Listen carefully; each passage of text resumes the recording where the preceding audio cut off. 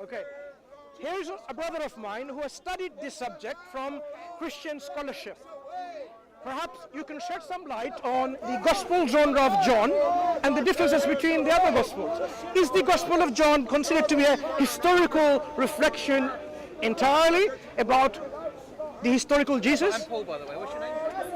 Cecilia. Okay. In my experience of having studied the four Gospels academically at university and elsewhere, the overwhelming majority of scholars, including mostly Christian scholars, do not view the Gospel of John as primarily an historical account. As my brother said there, it's primarily a theological story. So John thought, for example, that Jesus was a light of the world. So he puts those words in Jesus' mouth. He has Jesus say those words. Notice in the earlier Gospels, because there are four Gospels, Matthew, Mark, Luke and John, John's the last to be written. In the earlier ones, Matthew, Mark and Luke, Jesus never says this. He never says anything like the sort of things he says in the very last Gospel to be written. If Jesus went around Galilee saying, before Abraham was I am the light of the world, before Abraham was I am, why did no one record that apart from one Gospel? Mark never has Jesus say that. Matthew's Jesus never ever says that. Luke, who says he carefully investigated all these things from the very beginning and sought to give an accurate account to Theophilus about everything that had happened.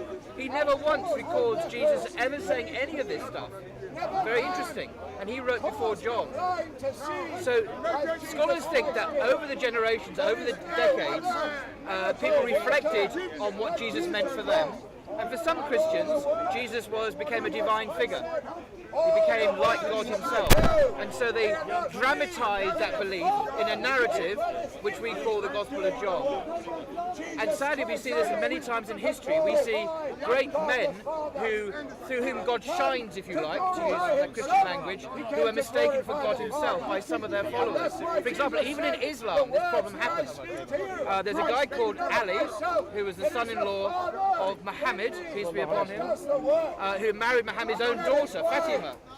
And some of Ali's own so-called disciples or friends wrongly thought that Ali himself was the incarnation of Allah, believe it or not. And Ali rightly rebuked them, and he had nothing to do, he cast them away. These guys are not my companions. Other people, like Buddha, we know that Buddha himself, one of the key characteristics of his teaching is his selflessness. He didn't promote himself, his ego, he lived an egoless life. And yet now, some Buddhists in the Far East, they have statues of Buddha and they pray to Buddha as a god. This is a total betrayal. Another example, Haile Selassie, mispronounced that. The great king Ethiopia? Was he Ethiopian? Or Eritrea? And today, some people think that he was God himself, the incarnation of God. Particularly the Rastafarians, some of them regard him as God. In his own lifetime, Haile Selassie, who was a Christian, said, I am not God. So we see, even in some people's own lifetimes, Ali's lifetime, Haile Selassie's lifetime, or much later on, like with Buddha and Jesus, people elevate them. It's called the apotheosis. People make them into gods. And when I was a Christian, I heard about Islam. What really appealed to me is that it got Jesus right. It actually got it right because Christians have made Jesus to be a god, but Islam says, come back to the historical Jesus, the real Jesus, the Jesus of history, who said he was a Messiah, a prophet, yes, but not Yahweh, not Father, not God.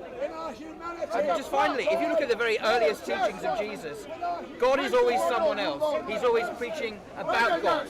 He's never preaching about himself. Jesus is always saying, turn to God, repent to God. God is compassionate. Not talking about himself, but about someone else who's separate from himself. But I think Christians have been so bedazzled, so overawed in awe of this Jesus figure, have mistaken the light that came from God for Jesus himself and started worshipping the man. But Jesus himself points us all back to God. So today, in my view, if you want to be a faithful disciple of Jesus, there's only one religion on earth that acknowledges Jesus as the Messiah, as the Christ. And as the Bible says, whoever denies Jesus as the Christ is not of God. It says that in 1 John. But Muslims acknowledge Jesus is the Christ. For us to deny, could you be a Muslim and deny Jesus is the Messiah? You couldn't do. It's impossible for a for a Muslim to deny that. It's the only religion on earth that says you must believe in Jesus as the Messiah, as a prophet. So to follow Jesus today, I would invite you to embrace Islam as the only religion that honours him correctly, neither too high nor too low. So that's what I would say. And you believe in the Quran? Yes. But doesn't it say, like in some verse, that the scriptures that came before, the Torah and the Injil, that they are correct? Yes. Yes. And the Gospel of John, is that a part of the Injil? No, we have 4 Gospels: the Gospel of John, of Matthew, of Mark, of Luke. The Quran talks about the Gospel given to Jesus. The Gospel given to Jesus. Now, was the Gospel of John given to Jesus, in your view? I don't really understand. Okay, we have 4 Gospels in the New Testament. Everyone acknowledges, Christians, we all understand that the belief of Christianity is that Matthew, Mark, Luke and John wrote the Gospels. And these Gospels were written long after Jesus went up to heaven. Yeah?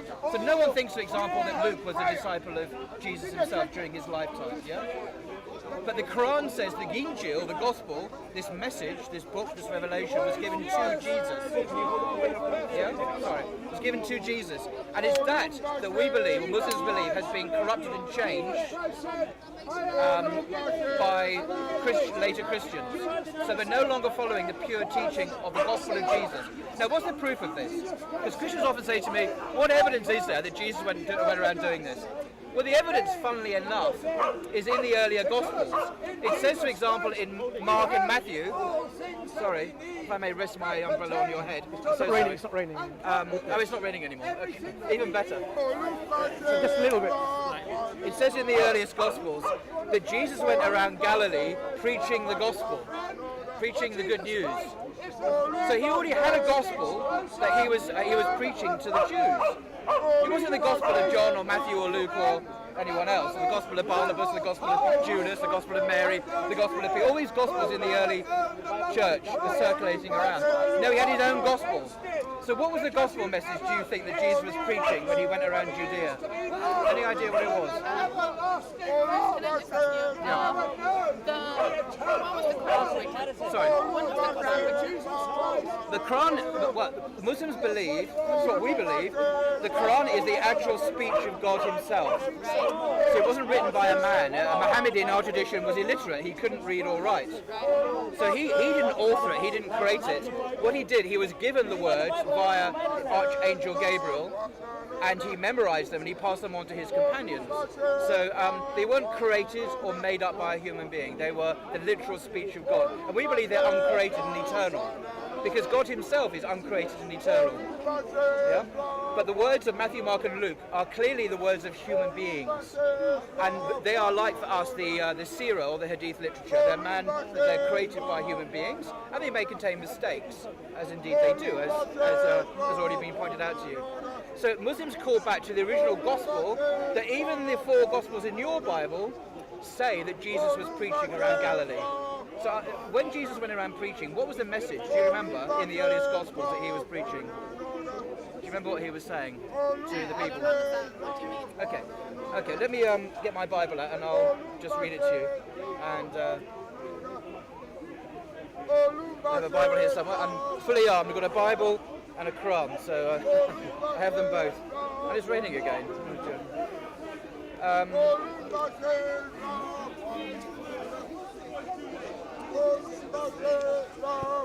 So in Mark is usually seen, thank you, as the earliest gospel to be written by the scholars. And it says here, Mark chapter 1 verse 14, now after John was arrested, Jesus came to Galilee and proclaimed the good news of God. So this is the gospel of God. Good news is what gospel means in English. It's the same word. Proclaiming. So what was his message? Was it that I will die for your sins and only through my death can you be saved? or you are condemned, and only the Son of God or God must die so that you can be freed from sin and evil. Did he preach that message? Because that's the message you get in Paul's writings. What did Jesus go around preaching to the Jews? You tell me when you think he's Okay, well, there's thousands of examples. I'll give you some of my favourites. I'll just give you one of my favourites. How are we justified before God? How are we made right before God? Jesus in Luke's Gospel, Luke 18, told the story of a tax collector and a Pharisee. Do you know what a Pharisee is? Yeah, sorry, I'm patronising. But a tax collector and a Pharisee both went up to the temple to pray. And the Pharisee, who's the good guy, the holy man, said, "Thank God I'm not like this tax collector. I fast, I pray. I fast in Ramadan. I pray 5 times a day," to use a contemporary Muslim story. But the tax collector, who was the sinner in the story, wouldn't even look up to heaven, says Jesus, beat his chest and said, "God have mercy on me, a sinner." And Jesus said that the tax collector went home justified before God because, and this is the gospel, what was the reason the tax collector was righteous before God? Was acceptable, forgiven before God? According to the teaching of Jesus, what was the reason? Okay. The reason Islam means, the word Muslim means one who submits to God. So Jesus is calling us to be good Muslims in a way, to use our own language, to be good Muslims, not to believe that Jesus was God and God died. Can God die? God is immortal. No, he calls us to be humble. And if you look at the Quran and all the sayings of the Prophet Muhammad, peace be upon them, you will find this teaching. One last thing is the thing about Islam, the funny thing about Islam, people don't realise is this. It is a funny thing about Islam. It's not new. It's an old time religion. You know, the American evangelists say, preach the old time religion. Islam is the old time religion. It's the religion of Abraham. It's the religion of Jesus or Muhammad and all the prophets of God. There's nothing new about it. It might look new from us because it looks like a strange Middle Eastern religion where these brown people, but hang on, Jesus was a Middle Eastern Jew. He wasn't a Westerner, he wasn't a white guy. He came from the same area that Moses did, that Muhammad did, that all the prophets from that area came from.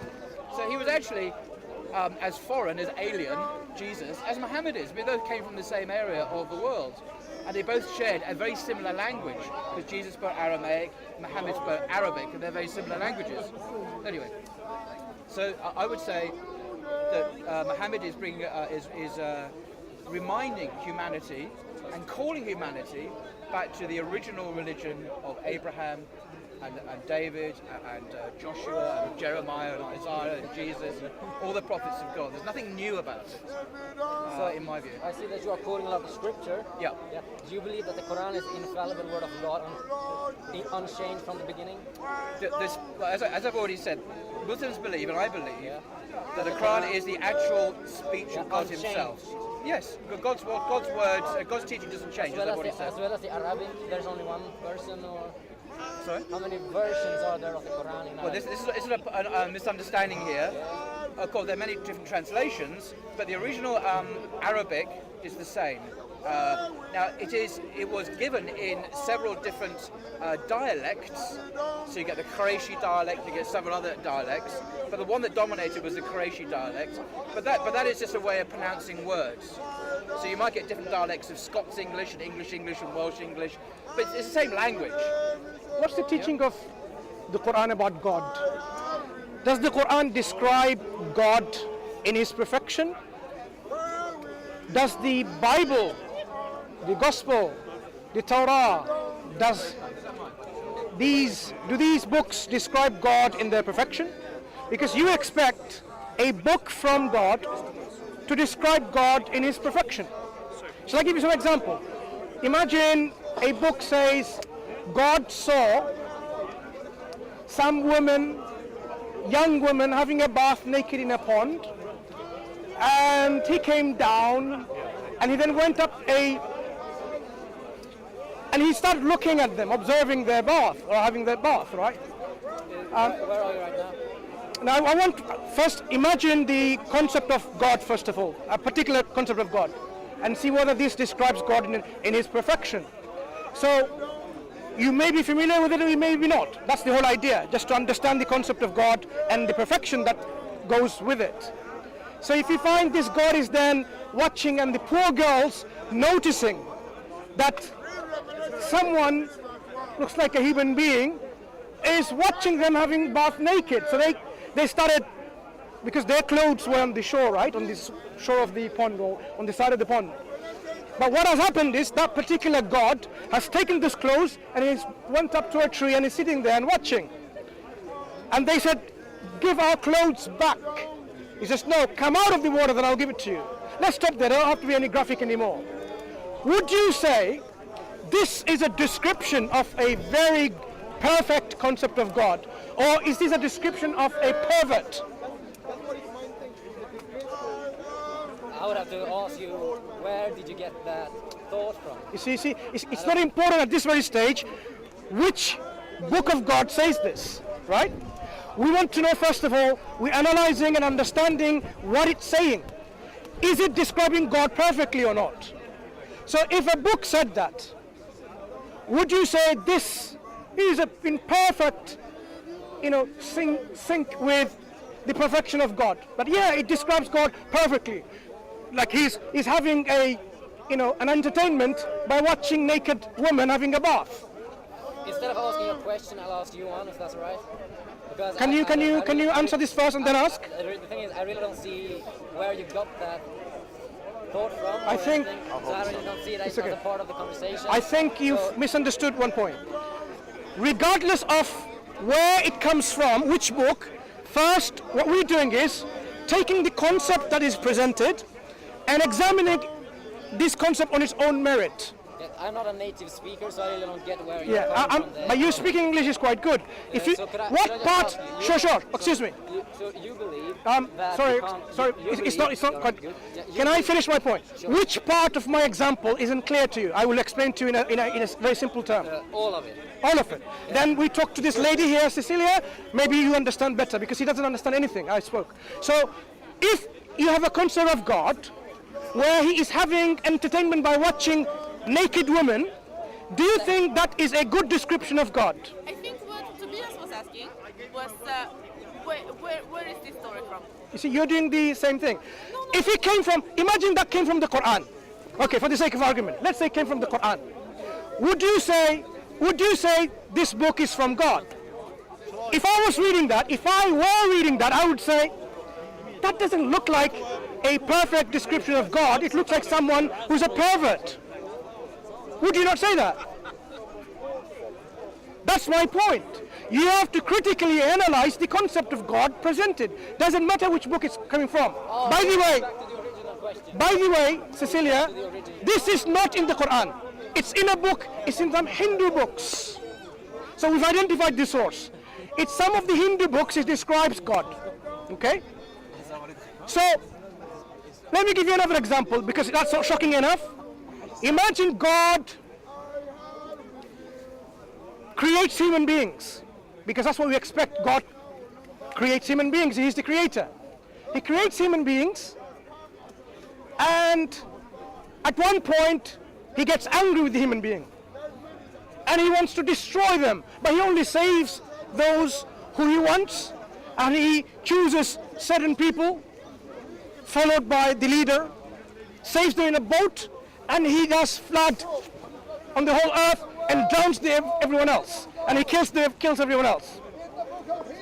And then he makes a contract, a covenant, a contract that from now on God is not going to destroy mankind wholesale, and he gives a sign of a covenant, a sign of a contract, that he is going to place a rainbow in the sky, a rainbow. And when he's about to destroy mankind again, he looks at the cloud and he sees the rainbow. And the rainbow is going to remind who? If the rainbow reminds the people of the covenant, we don't have a problem with that, right? Because people can forget. But if that book said, when the God looks at the clouds and sees the rainbow, and the rainbow reminds him and God remembers of the covenant that he made not to destroy mankind again, and he doesn't destroy, what would you say about this God? The God who is all knowledgeable, the God who doesn't forget, he gets reminded by a rainbow only when he looks at it. Is this a perfect description of God?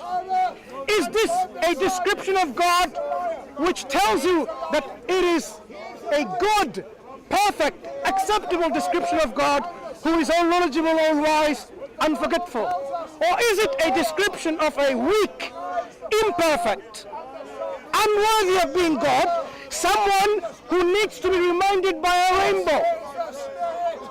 I would say it's the latter. That information is in the Christian and the Jewish scripture. So what would you say about that? Is this a good description of God? You just said, I'm just going to pick a point you just spoke about. You said God just pick whoever they want, or whoever he wants, and the rest he will kill them or destroy them, yeah? No, I'm saying, let me clarify. I say, suppose there is a book which says God chose his chosen people and he saved them only and he killed the rest, the disbelievers. That book says so. But that wasn't my point. My point was about God needing to be reminded by a rainbow. Would you say that this is a good description of a perfect God? I think you read about like wrong things and you're just talking about it. Sorry? First of all, I just want to say, you said God picked certain people that he's going to put to Jannah and the other who will kill them and destroy them, yeah? You just said that, yeah? No. Then what do you say? What I'm saying is... I don't want to talk about the rainbow because it's just listen. things that doesn't make any sense. Because God doesn't need to be reminded. Thank you. Khalas. You've made my point. That's the precise point. The other point is not talking about the Quran. I'm a Muslim. I'm a Muslim and I'm not talking about the Quran. He's not addressing Muslims. I'm not talking about the Quran. The Quran doesn't talk about that. Right? It is a book which is called the Bible. In the book of Genesis, it talks about this. So now, you already said, maybe you're biased because you're a Muslim. You can explain. Is this describing God in his perfection? I don't really understand the situation that you're describing. Does God need reminding by a rainbow? Does God need to be reminded by a rainbow? I don't think God made a rainbow to remind us. That's what you don't think, right? What if we read the Bible and it says that? Exactly it says that. Remind himself. Yes. You would say, Okay. can I have a look at your Bible? Do you have Genesis in there? I don't. It does. I think his point is, does God need reminding not to do things by a rainbow? Is that a picture of a perfect, all-knowing God that you and I would normally say is God? What he's saying is that portrayal of God is imperfect. It's not a great picture of God. It presents him as like a human being who needs to be reminded of stuff. And the only way That's not a perfect picture of God. is because But that's his point. Do you see his point? I'm not Sorry, I can't even open up the pages. Do you mind? What do you think? Is this description of God acceptable to you? I don't really see the point of that situation, like, because that's the point of Christianity. I don't understand why. What do you understand? What about this is not clear. We're talking about God is being described having the need to be reminded by a rainbow. Can I do that? Jesus Christ has revealed God to us in a way. It's God's promise to Yeah. You can't know this God. God can be a figment of your imagination. But in Jesus Christ, God has revealed himself. God has appeared. God has come to us in the person of his beloved Son. God has visited this world. Then God said to Noah and to his sons with him, as for me, I am establishing my covenant with you and your descendants after you. Christ and with every living creature that is with you, the birds, the domestic animals, and every animal of the earth with you, as many as came out of the earth. I establish my covenant with you, that never again shall all flesh be cut off by the water of a flood, and never again shall there be a flood to destroy the earth. God says, this is the sign of the covenant that I make between me and every living creature that is with you for all future generations. I have set my bow in the clouds. Bow means a rainbow, yeah? And it shall be a sign of the covenant between me and the earth. When I bring clouds over the earth, and the bow is seen in the clouds, can you read that part? I will remember. Yeah, it says he will remember, but he doesn't say he could forget it. When he looks at the rainbow cloud, sees the rainbow, who remembers? He remembers, but he doesn't say he forgets. Remember, when he says, No, but that's what it says. I remember. listen, He remembers. let's It doesn't say I no, can't forget. let's look at the text again. Okay. God has destroyed the works of the devil by Jesus Christ. I have set my bow in the clouds, and it shall be a sign of the covenant between me and the earth. When I bring the clouds over the earth, and the bow is seen in the clouds, I will remember. It's a conditional statement. It's a clause. When I bring the clouds, and the rainbow is seen, I will remember. If I said that to you, exact same words. When I look at the rainbow, I will remember. Does that mean I knew it already? Does that mean? Does that mean I already know, even before seeing it? Not sure. Because I will remember means it comes to my mind now, the moment when I saw it. I disagree. I think my point is, why does God require a rainbow at all? Because if he's a perfect being with all knowledge, why this elaborate bit of theatre? Why is it? What's the purpose of the rainbow according to Genesis? He requires a rainbow. I'm asking you, what is the purpose of the rainbow? No, it doesn't. No, but I'm asking you, what is the purpose of the rainbow in the story? You don't know. The story says, I will place the rainbow in the sky so that when I see it, I will remember. So that's the purpose according to Genesis. So by the standard of perfection, God is not perfect here. He requires and he puts in place a rainbow to remind him. Now, whether or not he already has that knowledge and just is a bit forgetful, or he doesn't have it at all, whatever, is not the point. He needs the rainbow to remind him. And that's a very human way that, like my grandfather, might need to be reminded. So by the way, now, it's time for you to get up and whatever. He needs reminding. So it's not a very perfect picture of God at all. And that's one of the reasons why we regard the Torah as having been changed. It's not the original Torah given to Moses. It has been in some ways partially forgotten, changed, misinterpreted and altered, according to the Quran anyway. And I think that makes sense because here we have a picture of God, a concept of God which is not worthy of God. God is perfect. He's not someone like a grandfather who needs to be reminded, oh, it's time for you to get up and have your tea now. Oh yeah, I remember now, thank you. That's not the God that we worship. So Or God becomes someone, and Jacob wrestles with him, and God loses. Cecilia, does that make sense? Talk about Jacob. I have overcome the world. Talk about Jacob. Jesus Christ has overcome the world. Jesus Christ has overcome. this is a man who will never talk to me face to face about Christianity. He's happy to advise someone who is debating with me face to face about Christianity. And all the Shaitan, they know that Jesus Christ Learn the story of Ali. They know that Jesus Christ has conquered them. And some of you foolish men, you don't even know that Jesus Christ has Somebody fuck the work of the priest. Excuse me, please. Excuse me, you're in the way. destroyed the works of the devil. Jesus Christ has conquered sin, Satan, the devil, and death. Okay.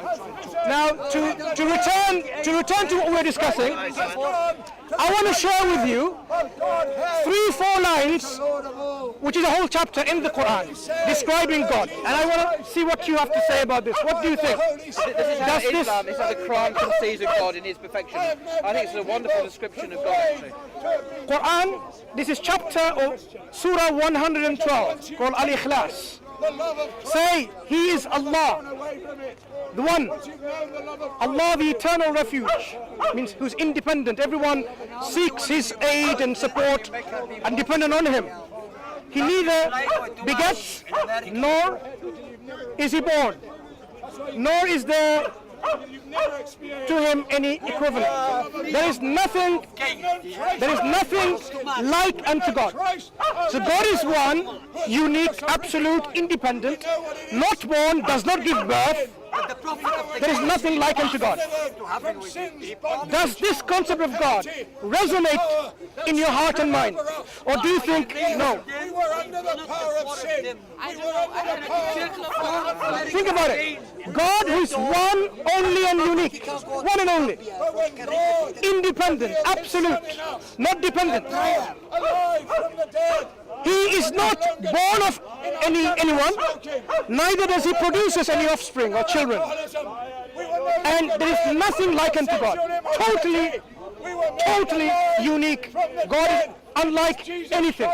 conquered the devil. This is what Quran Christ overcame describes God in one of this chapter, the chapter of purity. who know the Lord Jesus Christ. This is a chapter called the chapter of Ikhlas or purity, giving you a pure information concept about who God is.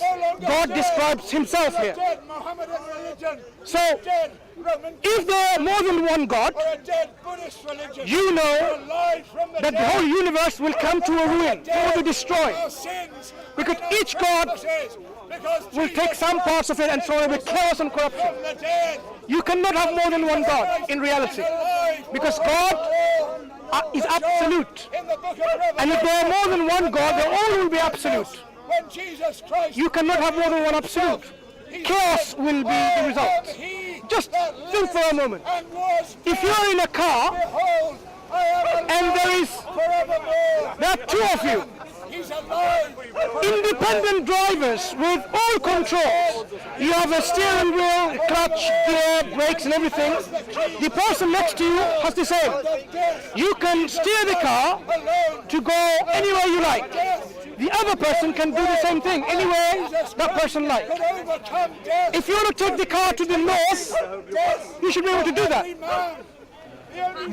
If you want to drive the car this way, you should be able to do that because you are independent of the other driver. Let's say me and you are the drivers. We are sitting in our car with two independent steering wheels and control. Because of sin, You are driving this way took away and I am going to drive that way. the resurrection of Jesus. Yeah, two opposite ways. Which way is the car going to go? Taken away death. Which way is the car going to go? Jesus Christ. By Jesus This way that you want to drive or that way that I want to drive? we are yet Same without car. sin. Go anywhere. And in Yeah, so you won't be able to drive to where you want to. So that means you are not really all powerful. You are not really powerful enough to do what you wanted to do. God is all powerful. If God wants to do something, heaven, it happens. he was. So if God wants now rain to stop, rain should stop. But if there's another God which says rain to continue, what's going to happen? I am alive. What's going to happen? I never said that there's one of I'm saying if there are more than one absolute God. In Christianity there are three absolute gods. They work together as one family. Three absolute gods, but one family, not two families or three families, Explain why he would explain. but one family of three absolute gods. Justified by keeping the To be God, you have to be absolute anyway. If you're not absolute, you're not God. justified. Is the Father in Christianity God? Can't be justified. For him to be God, he has to be absolute. Do you agree? Can't be I believe made that there is right one with God. by your praying, Is that the by Son? your fasting, or by There's one God, and is that the Son, right? you're doing good to charity, That is the Son, can't be made Jesus. There is Big one question. God. by works. Big question No here man is, can be justified. Can you let the lady speak? Sorry. Can continue. Justification Okay, carry The on. big question here is who Jesus Christ, you're talking He about alone the has Trinity, done aren't you? all the work. I'm talking about a concept where God is three in one. Yeah, the concept of the Trinity, they call it that. Jesus Christ So has you could fulfilled explain it many all different ways. righteousness. But He who? said, But "I the big came question here is who is not to Jesus? destroy the That's law. Is he absolute God? I came the not big to question here destroy is who is Jesus? Yeah. Is he absolute God is the question that I'm asking. The first Gospel of John, the Gospel of John reads, in the beginning was the Word, and the Word was with God, and that the Word was God. So the question is, who is Jesus? He is the Word of God. He didn't speak the Word of God. He is the absolute Word of God. Okay, that's the right question. Is he absolute God? Not absolute Word of God, but is he absolute God? Would you say that what God speaks is God? Is as godly as God is? Okay. Is the love of God God? Was the penalty. The You're soul going, that sins, you're going at it. Listen, in a remember, direction. God speaks. God sees. God God. says things, and things are created. Let's understand your question, right? The speech of God comes down into a man, and on earth becomes a human. You're guilty. The knowledge of God comes down into a woman. The love of God comes down and becomes an uncle. The anger of God becomes a brother. The jealousy of God becomes a sister. Alright, okay, that's how you see it. Alright, I get what you see. You get the point? So is the love of God By God? the blood of Jesus Christ. You're talking about different things. Different what? Attributes. Is the word of God, his speech, an attribute of him or not? It's not an attribute, it's his word. Is his word not his attribute? I really don't get where you're going. Okay, what is an attribute of God? Explain Maybe it it's to me. difficult for you because English is not the first language. Okay. Shed his own blood. God speaks, right? The remission God of speaks. sin. Of course. Right. Otherwise we wouldn't be In here. the Jewish Is the Torah and the Bible the word of God? Inspired by the word, inspired by God, yeah. Or is it not the word of God? It's not only inspired. on the sacrificial Inspired by God. worship. So correct me. So the Bible, the Torah and the Injil are not the words of God, they're the inspired works of the word of God. Is that what you're saying? Not really. So, But we can say this. I appreciate talking to you. but I'm not. I finished. Oh, okay, so I'll continue with Cecilia. Okay, you can go, not to worry. Cecilia, Is the Corban.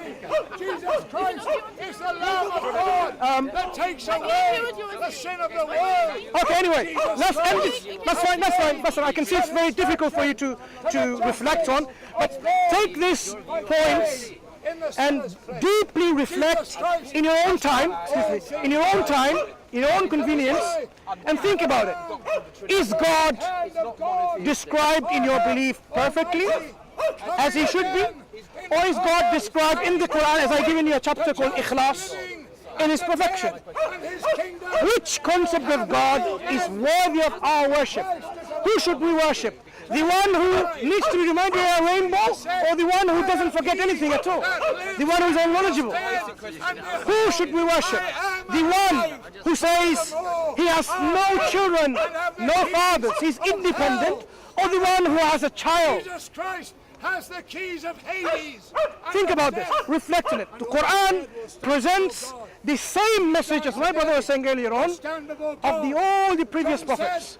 No differences in this teaching about God.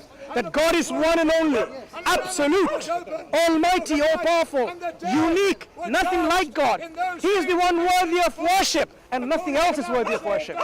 The only being who is worthy of worship is the one who is perfect. And the sea gave Anything that is up the imperfect, like Olumba over there, not worthy of worship. That bicycle is not worthy of worship. That tripod is not worthy of worship. Your bag is not worthy of worship.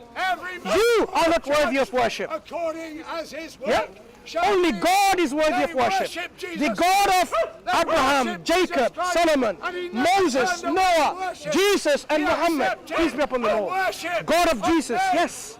That's why I spoke to you about John 17:3, where Jesus identifies who the only true God is. Because Jesus From his own is mouth, the God-man. he says, God him. He is the only true God. And Jesus has been sent by him. Humanity. And when they So who should you worship? The one who is sent he accepted or the one who worship. sends him? They worshipped him after he Should we worship Moses, the prophet, or God who sent Moses? Should you worship Abraham, the prophet, or God who sent Abraham? Should we worship Muhammad sallallahu alaihi wasallam, or God who sent Muhammad sallallahu alaihi wasallam? And they Worship God of all those prophets. Worship God of Jesus. That is the message of Islam. And when you read the Quran, you will see that this Quran gives you this message of Islam that you were searching for. You may not have heard of it, but this is the message that you are searching, you're looking for. The message that resonates in your heart and your mind, and you are happy and comfortable and tranquil with it. Because truth must be something that your heart should be comfortable with. Imagine someone worships your shoe. Would you be comfortable with that, like, that's God Almighty? You will say no, no. So what we are saying, my brothers and sisters, right? What we are saying is this: you should reflect on the Quran, read the life and the story and the teaching of Prophet Muhammad sallallahu alaihi wasallam, and then you will come to know that he is the final messenger of the God that you already have some knowledge about. So I leave it to that. Prophet, stop your blasphemy. Your religion is anti-Christ. Receive the worship. Islam is anti-Christ in the Bible. In John, you are doing the devil's work, and we will rebuke you and continue showing that Muhammad is a prophet of Satan. He accepted. That is the level of people's lawlessness when they discuss about religion. Accept praise. Be reflect, take care. An angel. May God guide us all. Revelation, the angel said, "Why are